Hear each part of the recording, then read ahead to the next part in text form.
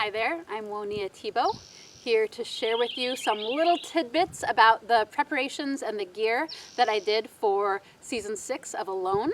We are in the countdown to the premiere, so I'm just giving some little teasers to help build the excitement and give a little bit more information about what my preparations look like.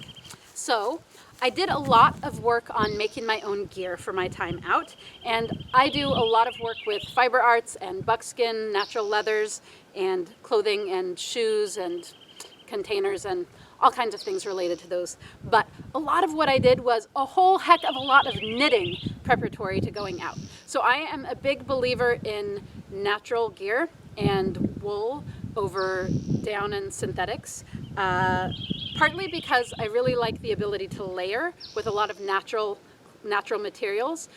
When you have more layers rather than one big super warm layer, it does a couple things for you. One is more layers are going to trap more airspace between the layers, so they're functionally warmer than if you had just one garment that was as thick as that.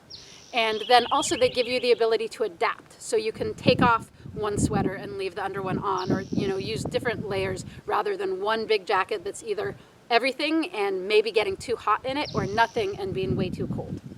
So with that in mind, I made this lovely hat that I brought out, and this was such a critical piece of gear for me. So the inside is a standard army watch cap, which is just a wool, double layer wool hat with a brim, and then I knit an additional hat with my own homespun wool and alpaca, and I sewed that to the outside. So that makes this hat 3 layers, and while the Arctic winds are able to get through 3 layers of wool, it was way warmer than just a really thick knit hat. And the brim was really nice.